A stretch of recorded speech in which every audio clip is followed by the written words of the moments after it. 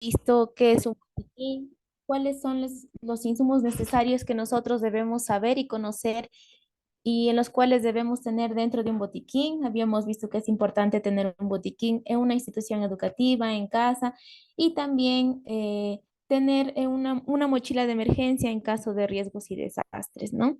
Que nunca se sabe en qué momento van a suceder este tipo de fenómenos naturales.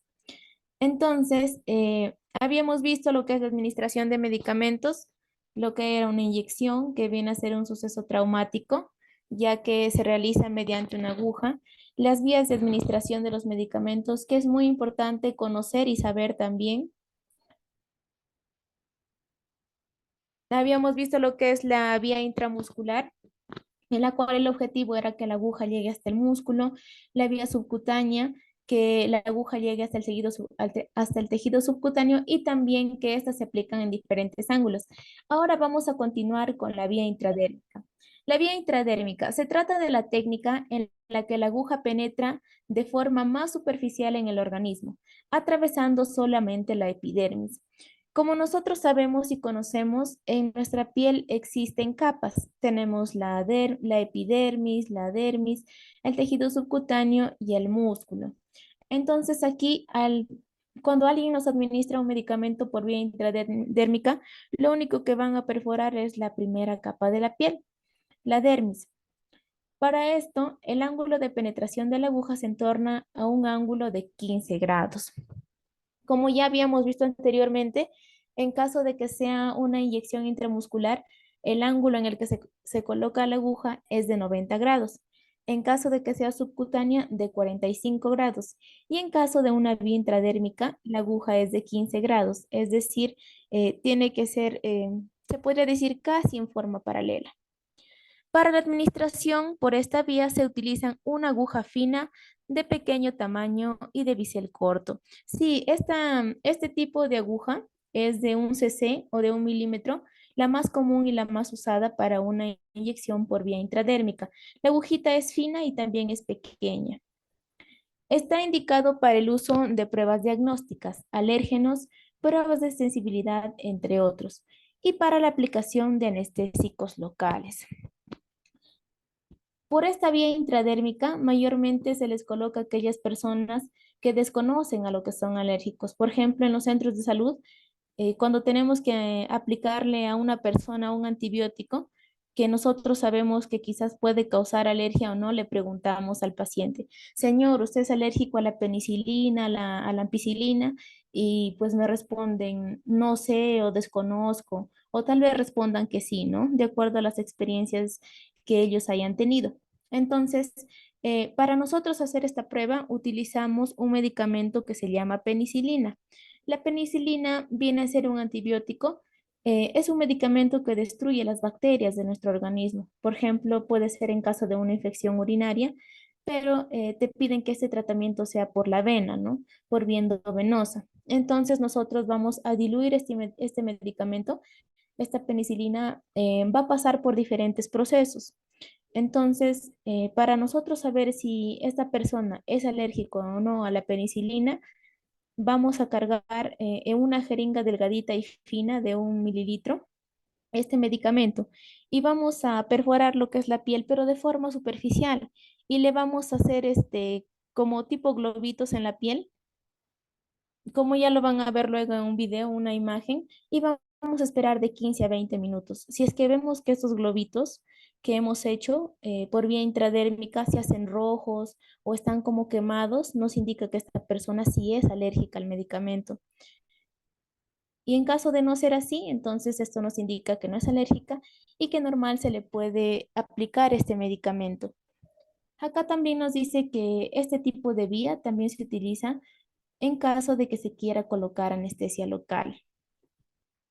Hay algunos procedimientos, por ejemplo, aquellos que son procedimientos estéticos que quieren, por ejemplo, disminuir las arrugas de la frente, de la cara. Entonces, a veces se le coloca anestesia local, es decir, con una jeringa, pero mayormente para ese tipo de procedimientos, hoy en día se les coloca la anestesia en crema. Esta anestesia lo mucho dura de 10 a 15 minutos, ¿no? cuando a ti te colocan una anestesia, tú vas a perder la sensibilidad en esa zona de tu cuerpo. Entonces, acá nos dice que los lugares de aplicación son zonas con poco vello y poca pigmentación. Estas zonas pueden ser la cara anterior del antebrazo, la región subescapular y supraescapular, así como la cara anterior y superior del tórax, y también por debajo de las clavículas. Pero bueno, como les decía, nosotros en salud, en la parte en la que mayormente siempre hacemos la prueba de sensibilidad para ver si son alérgicos al medicamento, es en la cara interna del antebrazo. Acá está en la imagen cuáles son los lugares de aplicación. Por ejemplo, tenemos en esta parte del pecho, en el antebrazo, en la cara interna. Acá tenemos también en lo que es la parte del músculo deltoides y en la parte de la espalda, ¿no? Entre los omóplatos. Ahora vamos a ver un videíto de cómo se aplican los medicamentos por esta vía intradérmica.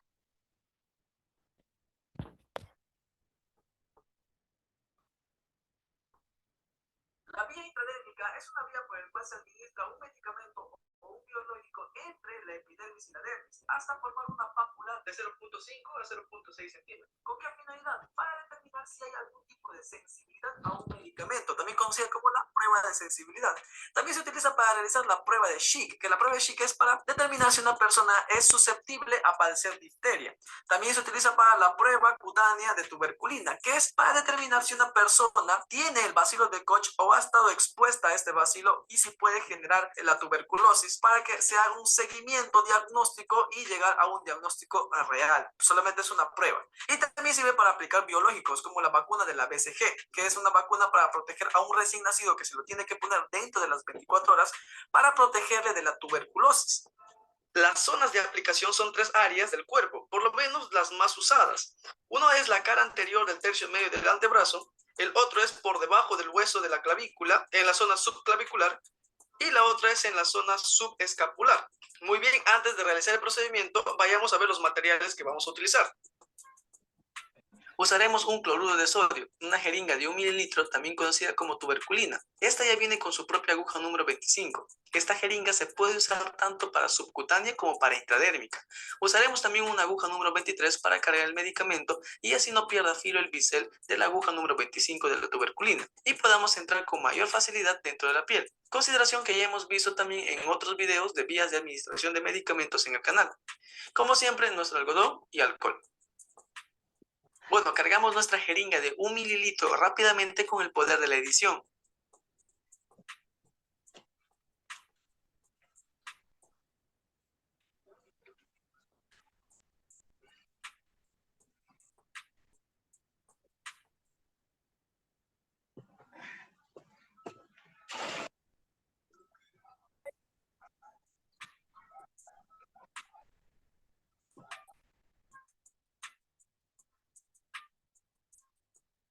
Listo, chicos, tenemos nuestra jeringa lista. Vamos por ejemplo. Primero limpiamos la zona de punción, que es el tercio medio del antebrazo, con alcohol y algodón, 2 veces. Luego cogemos la jeringa tuberculina. Un tip que les doy es que aparte que el bisel esté en dirección hacia nosotros, es que también se encuentre en dirección de en medio de los dígitos del cilindro. Esto para que a la hora de administrar, saber cuánto estamos poniendo. Al mismo tiempo, esto permitirá que el bisel esté alineada en medio de las lengüetas de apoyo de la jeringa, permitiendo un mejor agarre y comodidad a la hora de aplicar la intradérmica. Con una mano estiramos un poco la piel para que la zona de punción no se arrugue y se mantenga firme a la hora de pinchar con la aguja. Nos ubicamos en un ángulo de 10 a 15 grados e introducimos el bisel de la aguja, solo el bisel y unos 2 milímetros más. Luego con esta mano cogemos cuidadosamente el pivote para mantener dentro y en posición la aguja. Y con la otra mano inyectamos la solución para formar la pápula. ¿Pero cuánto inyectamos? Según esta teoría, se inyecta 0.15 a 0.2 mililitros. Ahora retiramos la aguja, cuidadosamente, secamos con algodón esta pequeña gotita que es normal, la secamos sin presionar. Y así debería quedarnos nuestra pápula. Se identifica que la intradérmica está bien puesta cuando los poros de la piel se manifiestan como en la imagen. Deben dibujarse bien. Ahí se pueden ver unos cuantos poros. Ahora, si es una intradérmica para una prueba de sensibilidad, se dibuja un círculo alrededor de la pápula, con una separación de entre 0.5 a 1 centímetros de ella. De esta forma, más o menos. Se debe esperar entre 10 a 20 minutos para ver si hay una reacción. Si la piel se hincha y se pone eritematoso fuera del círculo, quiere decir que la prueba ha sido positiva. Y listo, así de fácil se realiza una intradérmica. Ahora veamos el procedimiento sin pausas.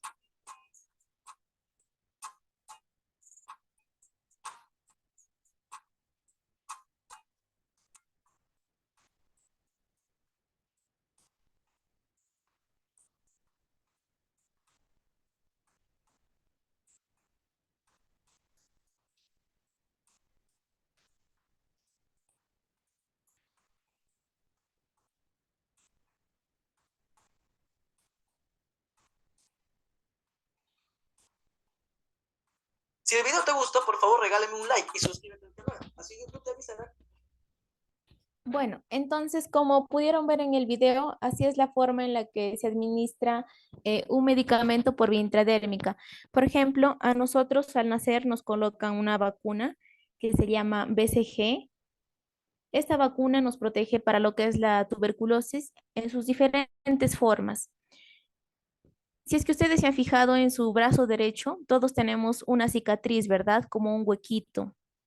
Eso se debe a que nos han puesto la vacuna para protegernos de la tuberculosis, así como lo vieron en el video. Lo primero que hicieron fue colocar la agujita hasta hacer una pápula, es decir, hasta hacer como tipo un granito, y luego eso ha ido disminuyendo solito hasta que se absorbe el medicamento y al final se ha hecho un hueco en nuestro bracito. Por ejemplo, por esa vía es por la cual se administra la vacuna BCG. Incluso también para nosotros saber si una persona tiene lo que es el virus de la tuberculosis, también esta prueba se le hace en los antebrazos, así como se pudo ver en el video. Entonces, ahora sí, vamos a ver un repaso de los tipos de inyecciones que hemos visto en la clase. Tenemos la inyección intramuscular. Esta se va a poner así, de forma, en ángulo de 90 grados se va a colocar la inyección directo hasta el músculo. Si hablamos de una inyección por vía subcutánea, se le va a poner en ángulo de 45 grados, que tiene que llegar hasta el tejido subcutáneo.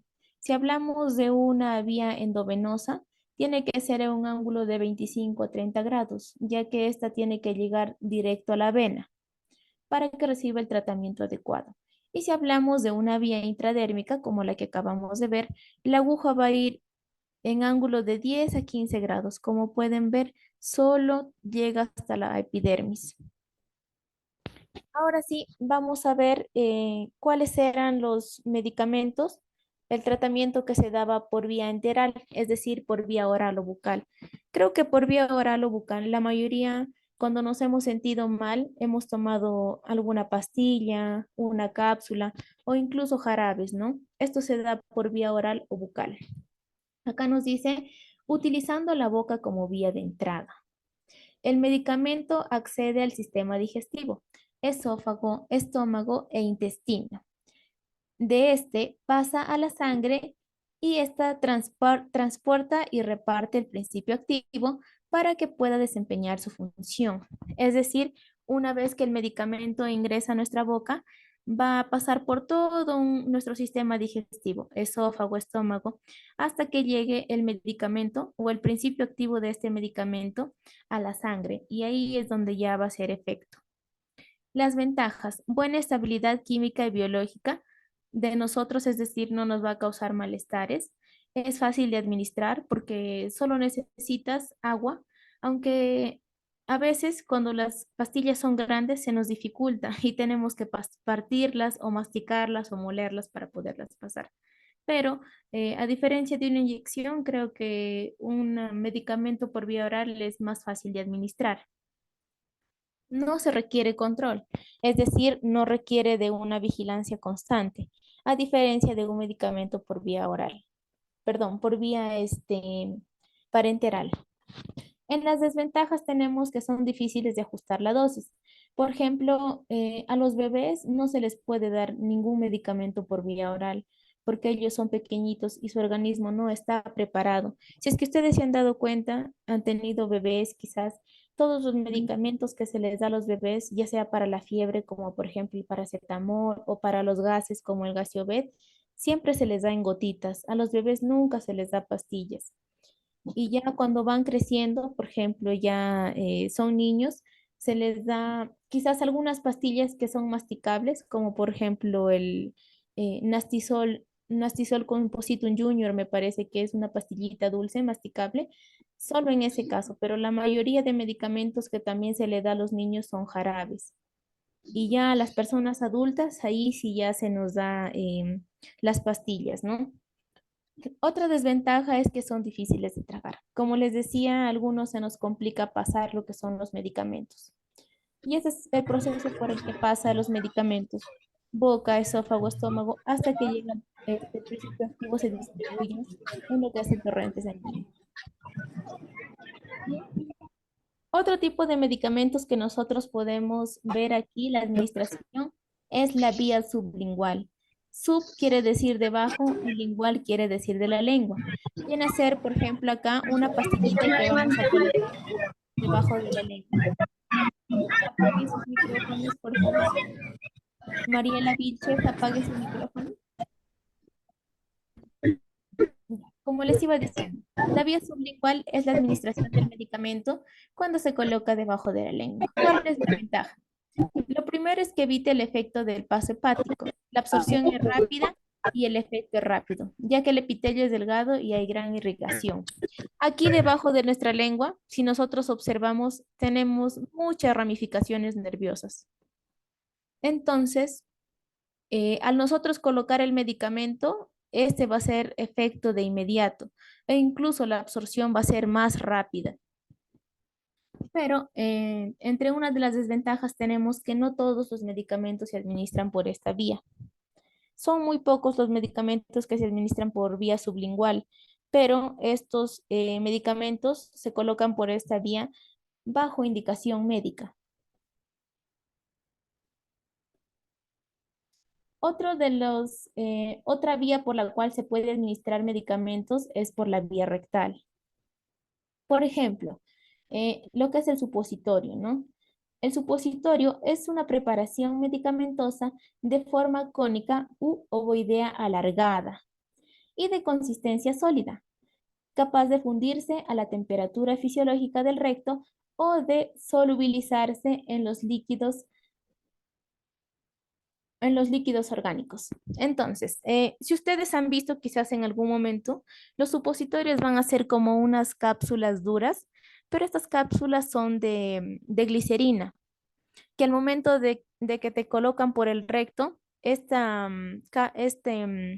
supositorio, al activarse con la temperatura de nuestro organismo, se va a ir derritiendo, derritiendo, hasta que va a hacer efecto, ya que el supositorio es un tipo de laxante. Este tipo de medicamento no está indicado para todas las personas, solo para ciertas personas. Por ejemplo, está indicado para aquella paciente incapaz de ingerir la medicación por vía oral. Es decir, si es que es una persona que no tolera los medicamentos por vía oral y la única forma de darle un laxante sería por vía rectal. Medicamentos que irritan la mucosa gástrica. Si es que hay personas que su estómago, su mucosa gástrica es muy sensible o se irrita fácilmente cuando consume ciertos medicamentos, entonces no va a poder consumir laxantes por vía oral. Entonces sí o sí se le tiene que administrar el medicamento por vía rectal. Medicamentos que por su sabor u olor son intolerables por la vía oral. Hay algunos medicamentos, creo que la mayoría tienen saborizantes de fresa, de piña, ¿no? Incluso tienen azúcar los jarabes. Entonces, este tipo de medicamentos, quizás algunas personas no lo toleran o quizás su organismo no realiza lo que es la digestión. Entonces, en ese caso es en el que, por ejemplo, se debe administrar medicamentos por la vía rectal.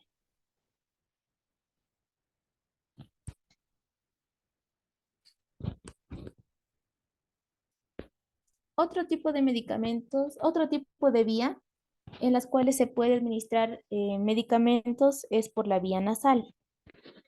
Es decir, se van a colocar gotitas líquidas a través de a través de la nariz. Como se puede ver aquí en la imagen, mediante un gotero le están echando unas gotitas a través de la nariz. Las soluciones nasales son formas farmacéuticas líquidas destinadas a ser aplicadas sobre la mucosa nasal, como gotas nasales, es decir, por instilación, y las nebulizadoras por inhalación. Entonces, estas gotitas se utilizan en caso de que se tenga las vías respiratorias inflamadas. Y también las nebulizaciones consiste en colocarte una mascarilla en la cual le ponen un medicamento y oxígeno y el medicamento va a salir como tipo un vapor. Entonces, a través de tus vías respiratorias tú vas a inhalar todo el medicamento y va a llegar a tu pulmón. A eso se le llama nebulización y sería la administración de medicamentos por vía nasal. También tenemos aquí la vía oftálmica. La vía oftálmica quiere decir que es la administración de medicamentos a través de los ojos, ¿no? Existen tres tipos de formas farmacéuticas.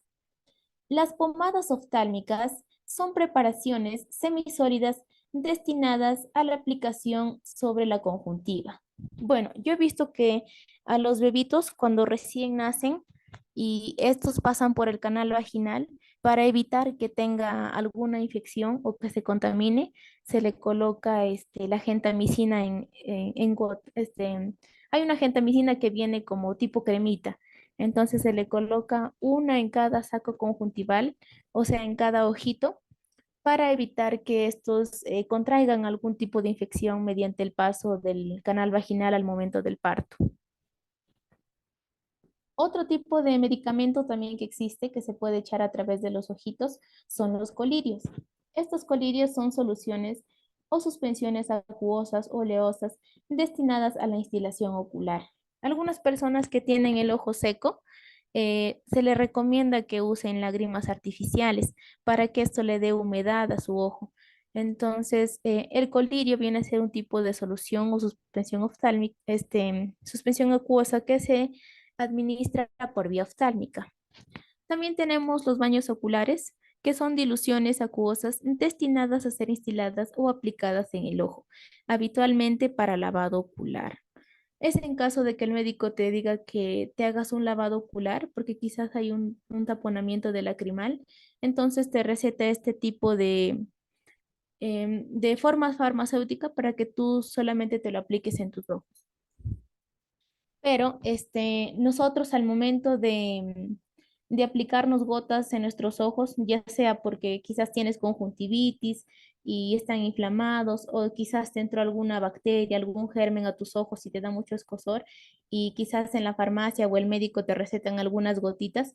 Entonces, lo primero que nosotros debemos hacer antes de administrarnos estos medicamentos en los ojos es lavarnos las manos, porque a través de nosotros coger el medicamento y aplicarlo, podemos transmitir lo que son gérmenes y bacterias y podemos infectarlo. Entonces, eso es lo que se quiere evitar. Antes de administrar un medicamento en los ojos, lo primero que se debe hacer es el lavado de manos. Otro tipo de medicamento que se usa también es en los oídos. A veces cuando por dentro tienes como dolor, inflamación o tienes demasiado escozor, el médico te indica que te eches unas gotitas. Estas gotitas a veces tienen son antibióticos, es decir, van a eliminar los gérmenes o las bacterias. Y a esto se le llama administración de medicamentos por vía ótica. Las gotitas óticas son preparados líquidos destinados a ser aplicados en el conducto auditivo externo para ejercer una acción local. Así como se ve en la imagen, así es como se aplican las gotitas en los oídos y se le conoce como vía ótica. Y bueno, eso ha sido todo lo que es el tema de administración de medicamentos. Y ahora vamos a pasar a ver casos de lo que es el atragantamiento, la asfixia y cómo nosotros podemos brindar lo que son los primeros auxilios. Quisiera saber si es que alguien tiene alguna duda o una pregunta hasta aquí en relación a lo que es la administración de los medicamentos. Alguien que quizás quiera opinar, que quizás tenga algún medicamento y no sepa cómo usarlo, si le han recetado, quizás.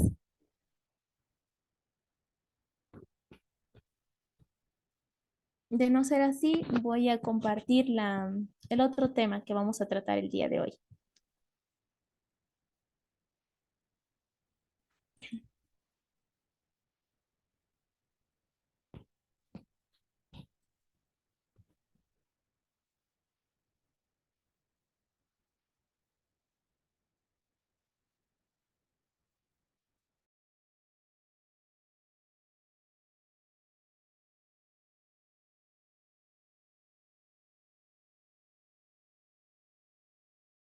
Medicamentos y por qué vías nosotros podemos recibir estos medicamentos, por qué vías pueden ser administrados estos medicamentos.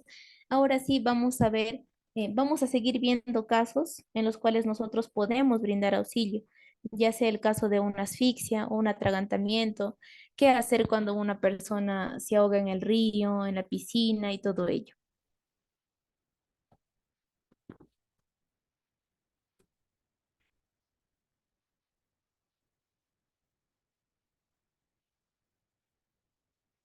Y ahora sí, voy a compartir lo que son las diapositivas.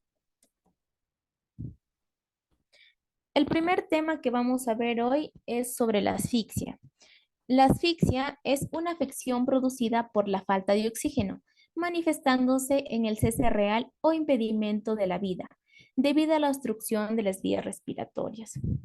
Bueno, como nos dice acá en la definición, una asfixia es cuando nosotros tenemos o pasamos por un suceso en el que, por ejemplo, estamos comiendo muy rápido y no masticamos bien, entonces nos atragantamos y hay una obstrucción a nivel de la garganta o de la tráquea. Entonces, al nosotros pasar por una asfixia, no vamos a poder respirar bien y va a haber una falta de oxígeno, ¿no? Esto pasa, por ejemplo, incluso cuando tú te pasas, por ejemplo, la pepa de un tamarindo, la pepa de una aceituna, o quizás estabas comiendo y hablando, te empiezas a asfixiar. Entonces, cuando uno se asfixia, va a haber falta de oxígeno porque hay una obstrucción de las vías respiratorias. Y la obstrucción de las vías respiratorias impide que el aire llegue a los pulmones. Dicha obstrucción puede ser externa o interna. Entonces, como aquí nos dice, cuando nosotros tenemos una obstrucción de las vías respiratorias, nos va a faltar oxígeno. Esto va a impedir que el aire llegue a nuestros pulmones. Entonces, hay dos tipos de obstrucción. La asfixia se puede producir por dos tipos de obstrucción. Esta obstrucción puede ser externa, es decir, por ejemplo, cuando una persona se ahorca o está haciendo o se está estrangulando, a esto se le conoce como una obstrucción por asfixia externa. Y se le conoce una asfixia interna, por ejemplo, cuando a veces estás comiendo y quizás no pasaste entero un trozo de carne, ¿no? Entonces ahí hay una obstrucción a nivel de tu tráquea. A eso se le conoce, por ejemplo, como una obstrucción interna. O incluso también cuando tú usas una prótesis dental, que lo conocemos como la plancha, esta prótesis dental, si es que te queda muy floja, también hace que no mastiques bien y que al momento de que quizás pasaste alguno de tus alimentos enteros, esta prótesis pueda que se mueva y pueda que origine una obstrucción también a nivel de tus vías respiratorias, produciéndote lo que es una asfixia. Ahora sí vamos a ver qué nos causa una asfixia. Las causas de la asfixia pueden ser la obstrucción de las vías respiratorias, como ya lo vimos, incluso mayormente los niños son los que sufren de asfixia, o también nosotros a veces nos asfixiamos con nuestra saliva, cuando estamos tomando agua muy rápido, pero también lo que se ve mayormente son los niños. Hay casos de que llegan con una moneda, atragantados por haber comido una moneda o cuando eh, meten a la boca lo que son juguetes pequeñitos, entonces ellos lo que hacen es obstruir sus vías respiratorias, o incluso cuando comen carne también. Entonces, la obstrucción de las vías respiratorias es una causa de la asfixia. Otra causa que tenemos aquí también es el ambiente tóxico y la falta de oxígeno. Por ejemplo, un ambiente tóxico se podría decir que se da, por ejemplo, cuando uno va a unas protestas y hay enfrentamiento con los policías, lo que ellos hacen es lanzar a la población lo que son los gases lacrimógenos.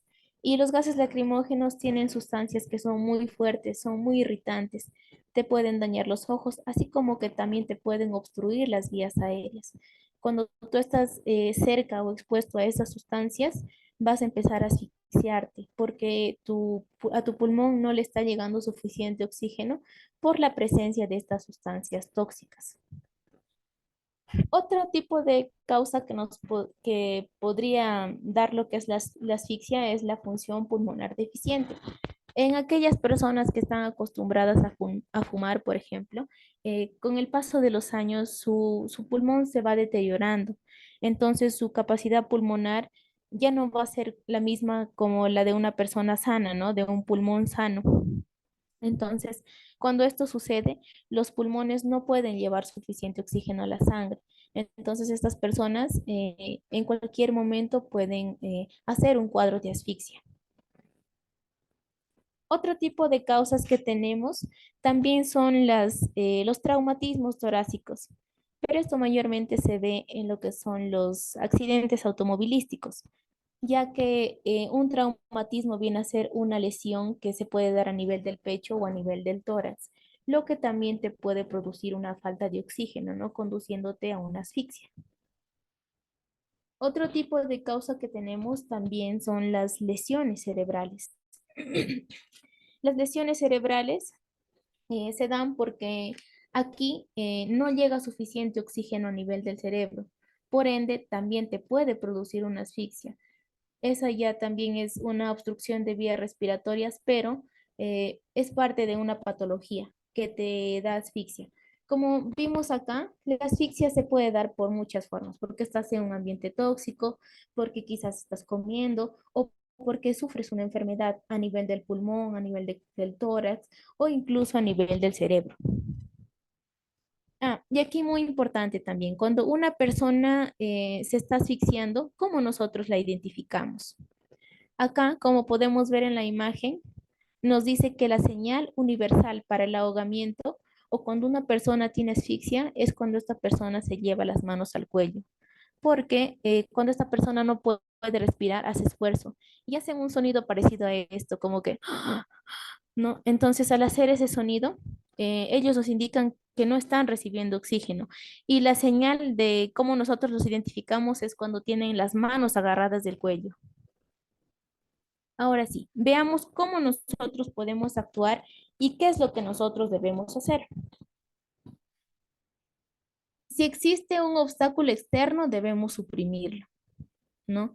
En caso de que, por ejemplo, una persona se esté asfixiando porque quizás está comiendo, entonces nosotros debemos retirarlo de ese lugar o debemos hacer lo que se pare.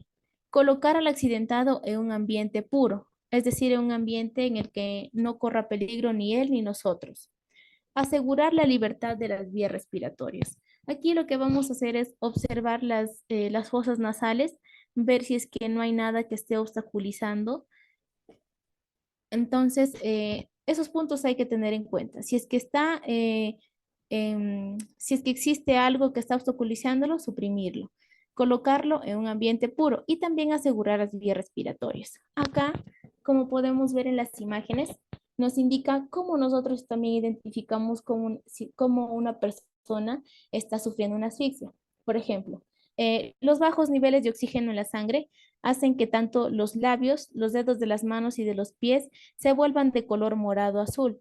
Esto se debe a que no está llegando suficiente oxígeno a esas partes de nuestro cuerpo.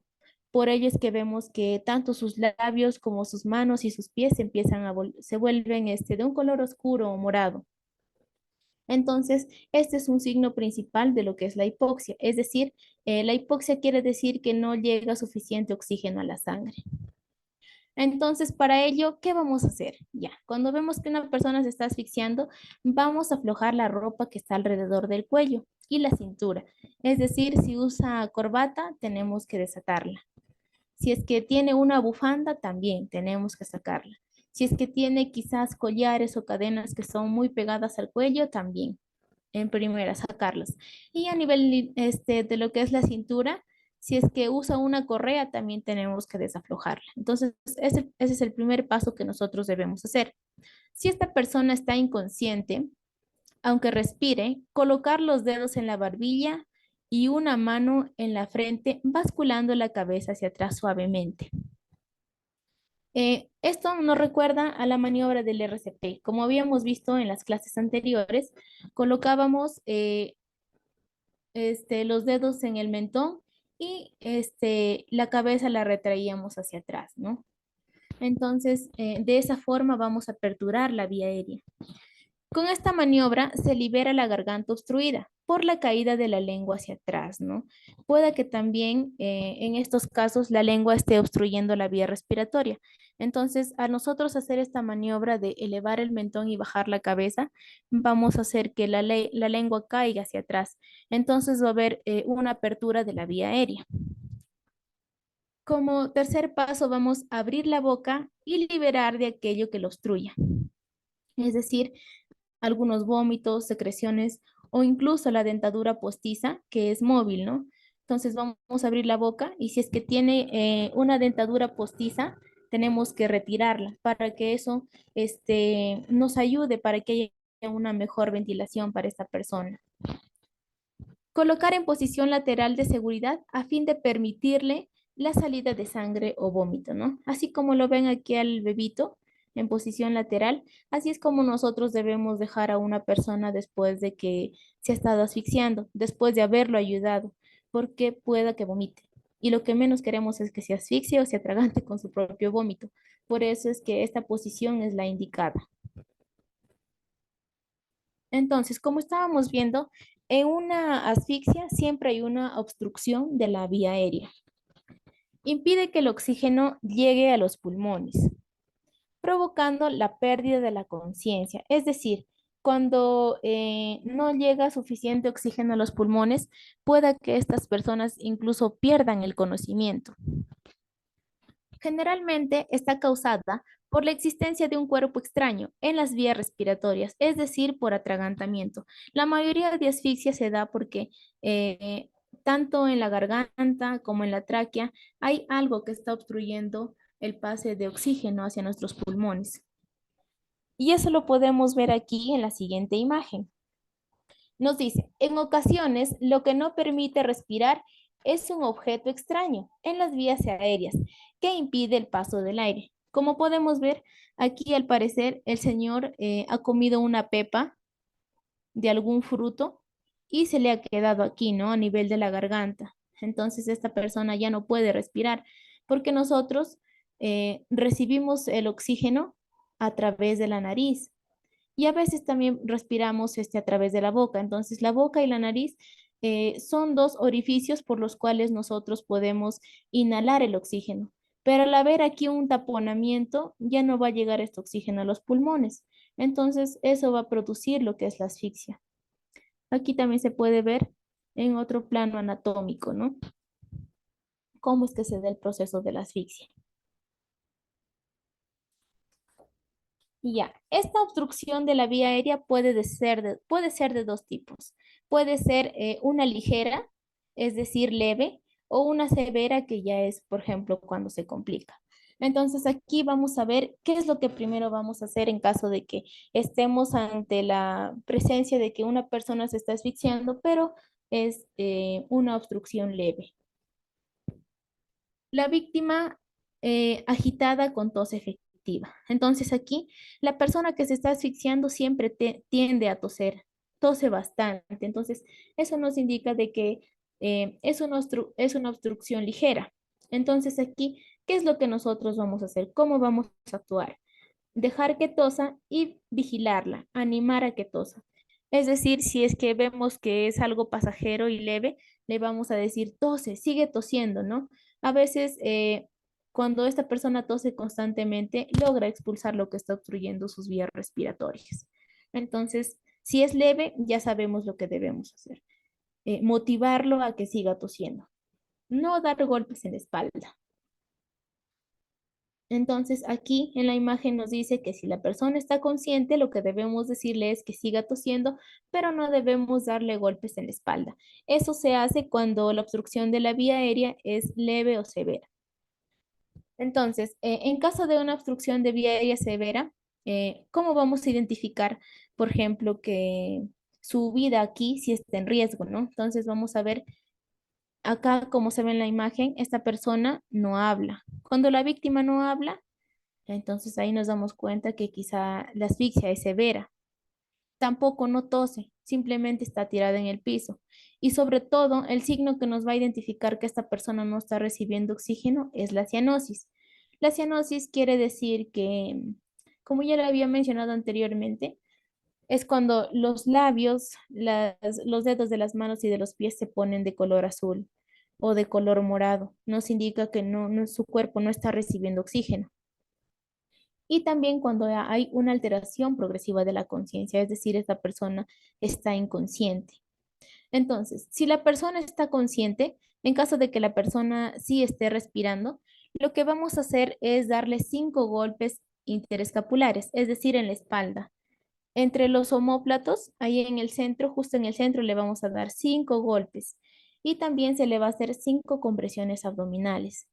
Esto corresponde a una maniobra que se llama la maniobra de Helmich, pero esto lo vamos a ver más adelante detalladamente, ya que la misma maniobra también se utiliza cuando una persona se ha atragantado. Pero si ya la persona está inconsciente, no respira, no tiene pulso, está tirada en el piso, entonces cuando estamos ante esa situación, lo único que nos queda es hacer una maniobra de reanimación cardiopulmonar y claro, por ende también pedir ayuda a la ambulancia, a los policías o incluso pedir ayuda médica, ¿no?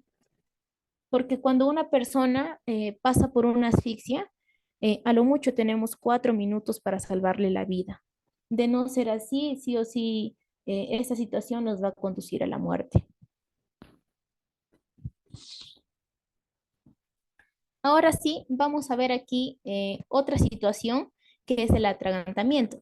El atragantamiento ocurre cuando un objeto se aloja en la garganta o la tráquea y bloquea el flujo del aire. Es casi parecida al atragantamiento, ¿no? Pero en sí, la asfixia y el atragantamiento son dos cosas distintas, aunque en las dos nos dice que hay una falta de oxígeno. En lo que es la asfixia, ahí en la asfixia va a haber una obstrucción total, es decir, las vías respiratorias van a estar totalmente cerradas. En cambio, cuando hablamos nosotros de un atragantamiento, las vías respiratorias no están totalmente obstruidas. Entonces, se podría decir que una asfixia es peor que un atragantamiento, ¿no? Entonces, aquí, como vemos, nos dice que el atragantamiento ocurre cuando un objeto se aloja en la garganta o la tráquea y bloquea el flujo de aire. En los adultos, un trozo de comida suele ser el culpable. Claro, si nosotros estamos apurados y masticamos rápido o no masticamos bien, entonces un trozo de comida, de carne, es el que nos puede obstruir las vías aéreas. Los niños pequeños a menudo se atragantan con objetos pequeños, así como también en la asfixia, en el atragantamiento, también los niños están expuestos a atragantarse con lo que son monedas, botones, incluso a veces se comen un globo. Entonces todo ello los conduce a que se atraganten. Lo principal a determinar es si la persona puede hacer estas cosas. Entonces, cuando una persona se ha atragantado, nosotros lo primero que vamos a ver es si está respirando. Es decir, si hace el proceso de inhalación y exhalación. Y también si está hablando. Porque cuando una persona se atraganta, a veces empieza a toser, a toser, a toser y te dice, golpéame la espalda o agua, agua, ¿no? O sea, cuando una persona se atraganta, te pide ayuda. Entonces, nosotros vamos a determinar que la persona esté respirando y que pueda hablar. Y acá también podemos ver que el signo universal, tanto de la asfixia como el atragantamiento, es que la persona se coloca las manos alrededor del cuello, ¿no? Como un signo de que nos indica que no está recibiendo oxígeno, como si es que esta persona nos estuviese indicando que no puede respirar. Entonces, este es el signo que nosotros debemos tener en cuenta. Creo que nosotros también en algún momento nos hemos atragantado con cualquier cosa y hemos pasado por este proceso, entonces creo que podemos identificar cuando una persona se está atragantando. Posteriormente se deberá determinar el tipo de atragantamiento. Este puede ser parcial y total. Aquí también el atragantamiento va a ser de dos tipos.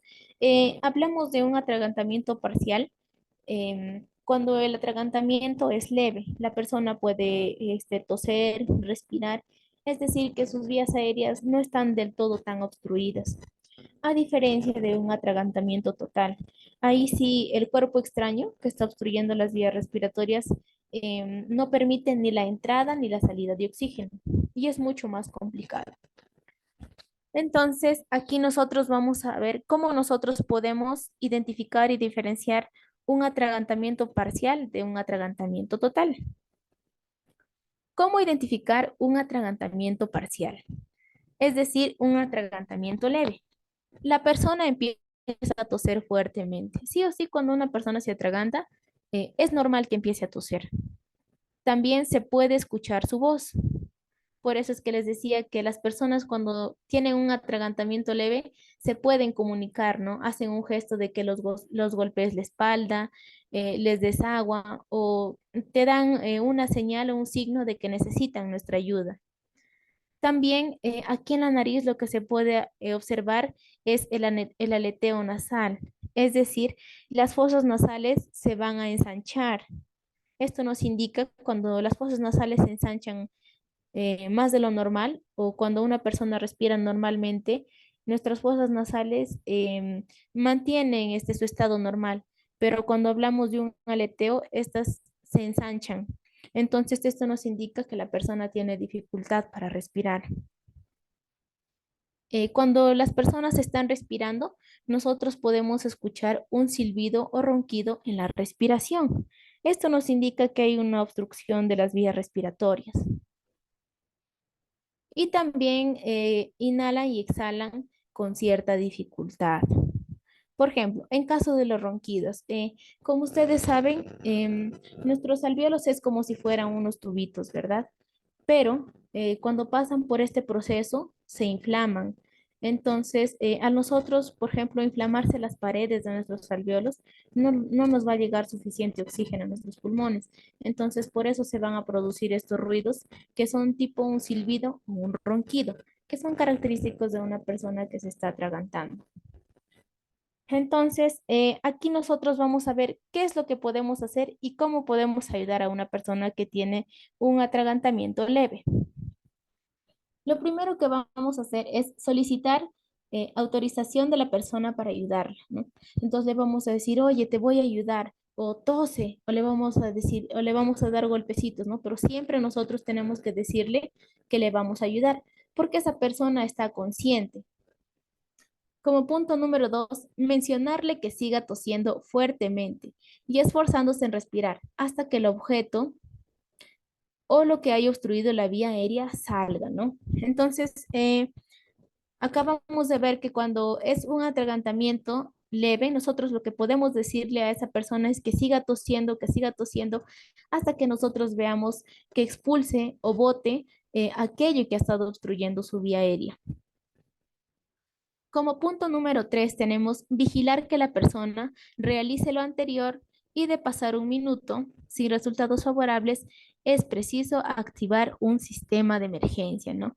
Entonces, si ya pasó un minuto y la persona por más que tose y tose y tose, si vemos que sigue con atragantamiento o no ha logrado expulsar aquello que les ha obstruido las vías aéreas, entonces nosotros vamos a activar un sistema de emergencia, es decir, vamos a activar lo que es el PAS, lo que ya vimos en las primeras clases, proteger, alertar y socorrer, ¿no? Vamos a ver que esta persona esté en un lugar seguro y luego vamos a llamar al número de emergencias al 106 y lo vamos a apoyar, ¿no? Aquí lo que podemos hacer es la maniobra de Helmich. Em, es la que vamos a ver a continuación. Luego de ver cuál es el atragantamiento total, vamos a ver cómo es que realmente se realiza la maniobra de Helmich. Entonces, ahora sí, ¿cómo vamos a identificar un atragantamiento total? Esto sí ya es muy peligroso. Acá, si la vida de la persona está en riesgo, nos vamos a dar cuenta porque va a haber una imposibilidad para respirar y para hablar. Es decir, esta persona simplemente no reacciona. A diferencia de un atragantamiento leve, donde pues sí se ve que tose o te pide ayuda, en esta situación no. Y también si es que nosotros observamos a nivel del cuello, va a haber una hinchazón de la vena de lo que es el cuello y la cara. Esto nos va a indicar que está haciendo demasiado esfuerzo para respirar, por lo cual sus arterias y sus venas se han dilatado, es decir, se han hinchado, ya que esto nos indica que la sangre permanece en los vasos sanguíneos y que la vena cava podría estar bloqueada. Entonces, hay que tener en cuenta este signo también cuando una persona se está atragantando. Y en algunos de los casos llega a ver lo que es una pérdida de conocimiento. Es decir, esta persona simplemente se desmaya y ya no tiene reacción. Estos serían los tres síntomas o signos con los cuales nosotros podemos identificar un atragantamiento severo. Ahora sí, vamos a ver cómo nosotros podemos actuar ante una situación así. Cuando una persona, por ejemplo, vemos que estamos almorzando todos juntos y de la nada se empieza a coger el cuello. Vemos que quizás se cae, se desmaya, no reacciona, o quizás sí nos empieza a mostrar signos de que nos dice ayuda, ayuda, ¿no?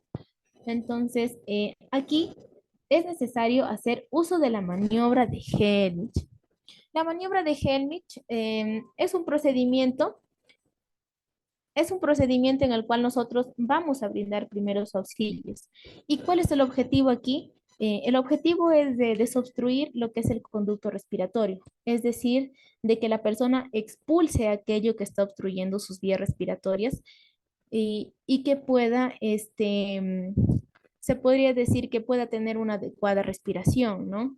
Entonces, el objetivo de la maniobra de Helmich es sacar aquello que está produciendo una obstrucción a nivel de las vías respiratorias. Entonces, el primer paso que nosotros tenemos que hacer es el siguiente. Colocarse detrás de la persona, de una manera que su cuerpo quede de lado en relación con la espalda del atragantado. Sus pies deben estar abiertos aproximadamente al ancho de sus hombros y se coloca uno en medio de los dos de la persona. Lo anterior para tener más estabilidad corporal. Entonces, el primer paso que nosotros vamos a ver, como aquí se puede ver en esta imagen acá, esta persona debe estar con los pies abiertos a la altura de los hombros, ¿no? Entonces, lo que vamos a hacer nosotros es ir por detrás de la persona. Como paso número 2 tenemos rodear con sus brazos la cintura del atragantado. Con una mano se localiza el ombligo, dos dedos arriba de este se colocarán el puño, procurando que el dedo gordo quede arriba de la línea media del abdomen por arriba del ombligo. Entonces acá, como podemos ver en el paso número 2, luego de que nosotros primero nos ponemos detrás de la persona, entonces lo que nosotros vamos a hacer es abrazarlo o rodearlo, ¿no? Entonces vamos a ubicar nosotros aquí esta maniobra de Helmich se realiza en lo que es el diafragma, ¿no? Pero nosotros, ¿cómo lo podemos localizar? Eh, Vamos a ubicar primero dónde se encuentra nuestro ombligo. Dos dedos hacia arriba, vamos a colocar un puño, como se puede ver aquí en la imagen. Y vamos a procurar que el dedo gordo quede hacia arriba en la línea media del abdomen. Aquí está la línea media del abdomen, ¿no? Entonces, hasta aquí ya estamos ya. Rodeamos, nos colocamos detrás de la víctima, hacemos un puño, dos dedos arriba del ombligo, ya. Y como punto número 3, apretar el puño con la otra mano, presionando fuertemente el abdomen de adentro y hacia arriba.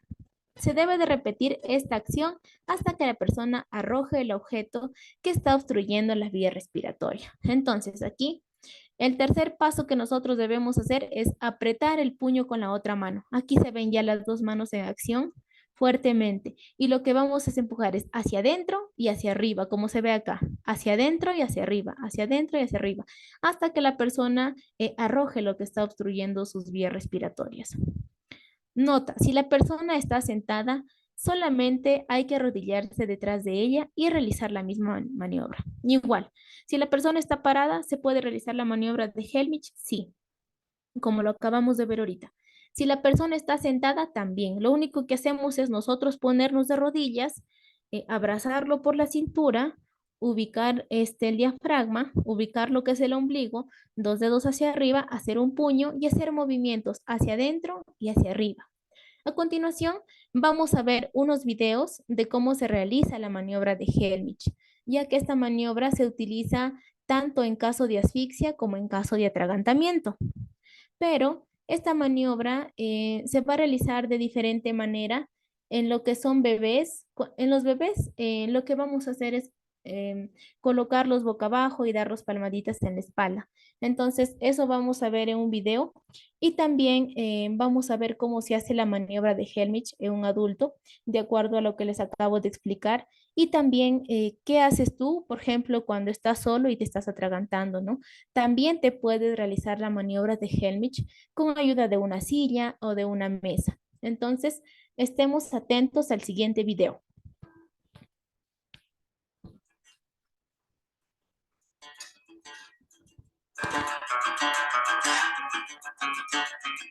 El atragantamiento se define como la obstrucción del conducto respiratorio por un cuerpo sólido.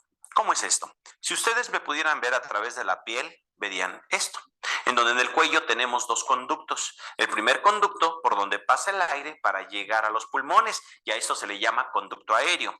Atrasito viene el conducto digestivo. Cuando comemos, el alimento se va por el esófago hacia el estómago. Cuando una persona, bebé, niño o adulto se atraganta, vamos a encontrar entonces que el alimento, el dulce o el cuerpo sólido, en lugar de irse al conducto digestivo, se nos va al conducto respiratorio. Y es aquí cuando se presenta la urgencia que llamamos atragantamiento. El atragantamiento en un bebé se va a reconocer porque el bebé va a tener movimientos de angustia.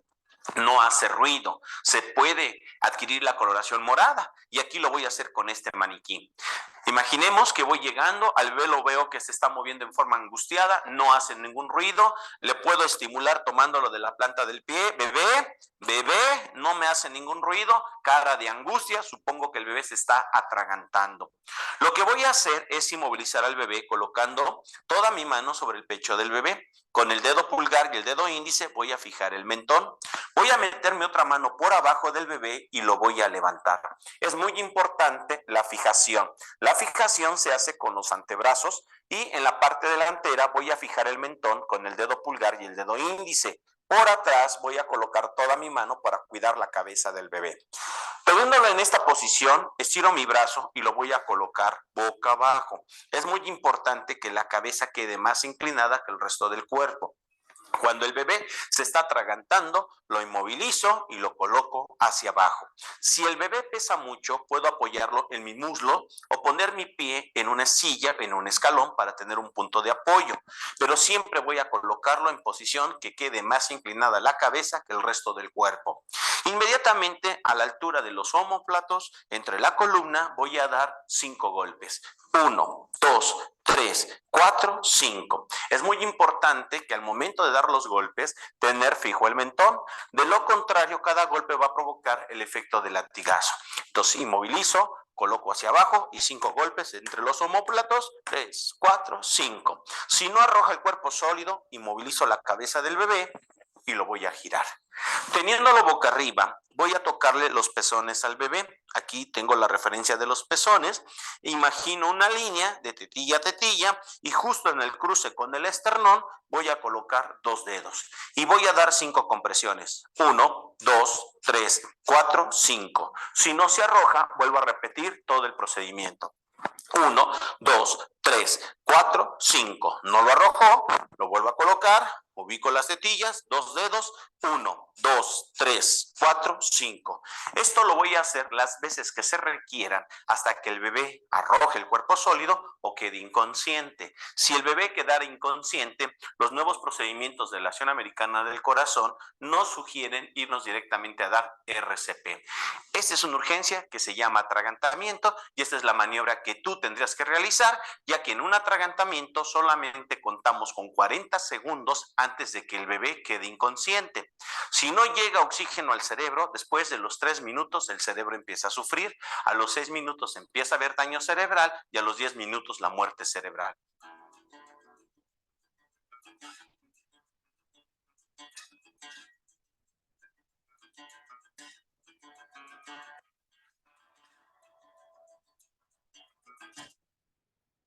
Entonces, como pudimos ver en el video, cuán importante es saber esta técnica para poder salvar la vida de una persona, ¿no? Especialmente de un bebé.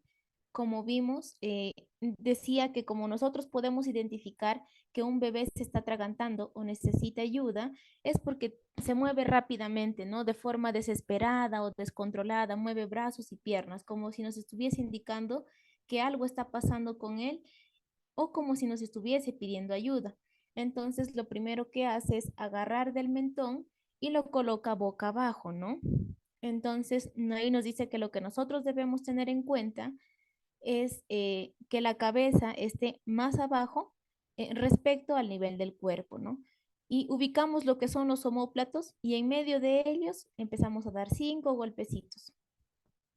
Y luego volteamos al bebé boca arriba y lo que hace es ubica las tetillas y en medio de las tetillas empieza a hacer 5 compresiones. Y dice que repite esto una y otra vez. En caso de que el bebé siga inconsciente, salvo en ese caso es donde se puede hacer una maniobra de reanimación cardiopulmonar. Entonces, si es que ustedes tuviesen una muñeca o quizás un peluche, sería muy importante que practiquen eso para nosotros poder salvar la vida de un bebé en caso de que esté en una situación de asfixia o atragantamiento. Ahora vamos a ver cómo se realiza la maniobra de Helmich en un adulto, de acuerdo a lo que ya les estaba explicando en la teoría.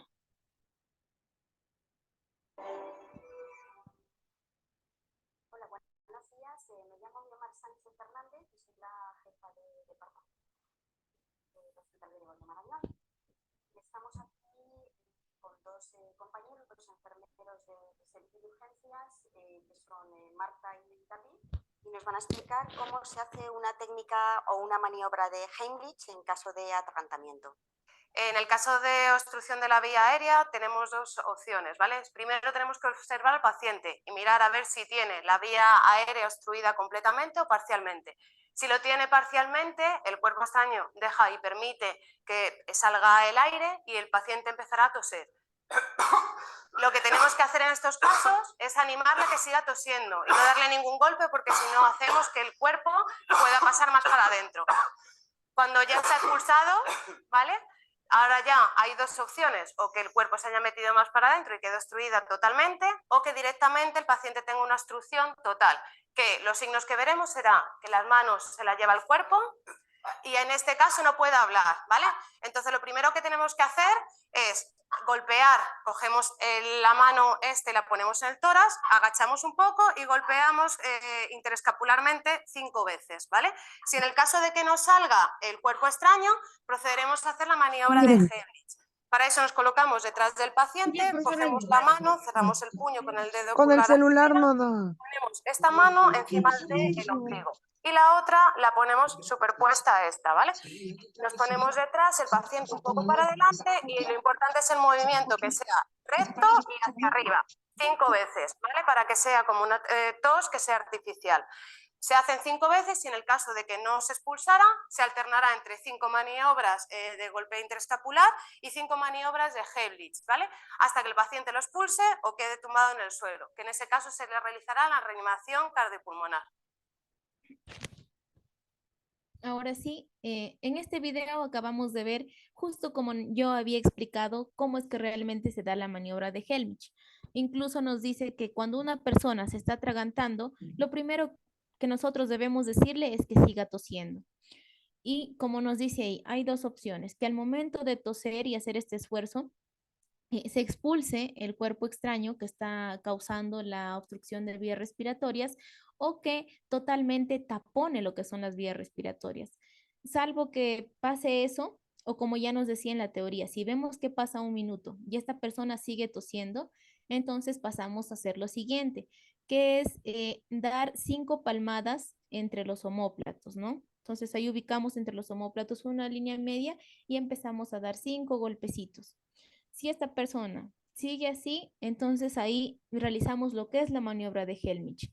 Lo abrazamos por atrás, tenemos como punto de referencia el ombligo, 2 dedos hacia arriba, hacemos un puño, con la otra mano cerramos el puño y hacemos movimientos hacia adentro y hacia arriba, hacia adentro, hacia arriba, hasta que la persona expulse este cuerpo extraño. Y en caso de que esta persona pierda el conocimiento, lo que nosotros vamos a hacer es realizar una maniobra de RCP. A continuación, vamos a ver cómo también se realiza la maniobra de Helmich cuando, por ejemplo, tú te encuentras solo y no hay quien te ayude, ¿no? No hay quien te pueda hacer esta maniobra. Entonces tú dices, me estoy atragantando, estoy solito, ¿qué puedo hacer? Entonces, a continuación, vamos a ver un video, ¿ya? El video no tiene sonido, pero voy a ir leyendo, por favor, los que tienen sus micrófonos encendidos. Jessica Ortiaga, silenciar, por favor, su micrófono. Ya. Ahora sí, veamos el siguiente video. Como podemos ver, hay un joven que está trabajando. Entonces aquí vemos que está comiendo, ¿no? Como trabajar. Como un día cualquiera, nos dice en el video. El empleado de este restaurante llegaba antes que todos para acomodar el negocio. Hace sus deberes en automático, sin tener cuidado en sus acciones. Como vemos, está normal trabajando, eh, está ordenando lo que son las sillas, viendo lo que es el toldo, pero nos damos cuenta que está haciendo esta actividad como comer. Entonces, hay que ver qué le sucede y cómo él reacciona, ¿no? Porque como podemos ver, él está totalmente solo. ¿Y qué haces cuando estás solo y te atragantas o te asfixias? ¿Quién te salva la vida? Entonces ahí está como un poco inquieto, ¿no? Se golpea el pecho. Al parecer es un pedazo de comida que está atorado en su tráquea. Eso es lo que le está dificultando la respiración. Se bajó la mascarilla. Él trata de mantener la calma y tose, ¿no? Como queriendo expulsar el alimento que está obstruyendo sus vías respiratorias. Va a mirar hacia adentro para ver si es que alguien lo puede ayudar. No hay nadie. Miran los negocios cercanos, trata de llamar la atención. Nada, ningún carro para ni nada. Se encuentra totalmente solo. Se empieza a sentir mal. Se quiere dar un golpe en la mesa. Intenta realizarse la maniobra de Helmich, pero al parecer él no tiene la suficiente fuerza, ¿no? Entonces vemos que ha transcurrido casi un minuto en el que él se está atragantando y lo que intenta es ayudarse con una silla. Miren, eso es lo que nosotros debemos hacer en caso de que nos atragantemos y estemos solitos. Nadie nos puede brindar ayuda, ¿no? De esta forma, golpea lo que es el diafragma y hace que se expulse el alimento. ¿Ven cómo ahí él acaba de botar lo que lo estaba atragantando? Ujú. Y estuvo él más o menos así por un minuto, ¿no? Sufriendo. Y lo peor de todo es que estaba solito. No había nadie que le pueda salvar la vida. Entonces, es muy importante tener en cuenta esto, ¿no? En caso de que nos encontremos solos, ya sea almorzando, comiendo o haciendo cualquier cosa y por A o B no podemos respirar y nosotros mismos nos damos cuenta que nos estamos atragantando, lo primero que debemos hacer es toser. Si ya tosiendo no se expulsa el cuerpo extraño que esté ahí en nuestra tráquea, entonces lo que nosotros podemos hacer es colocarnos, ¿no? Con ayuda de una silla. Como pueden ver, él lo que hace es golpearse ahí en la silla y de ahí lo que sucede es que se expulsa el cuerpo extraño. Incluso él intenta primero golpearse en la mesa, pero al parecer no tiene la fuerza suficiente. Pero en la silla sí ya es donde le funcionó. Quisiera saber si es que alguien tiene alguna duda, alguna pregunta o qué le parecieron estos temas hasta aquí.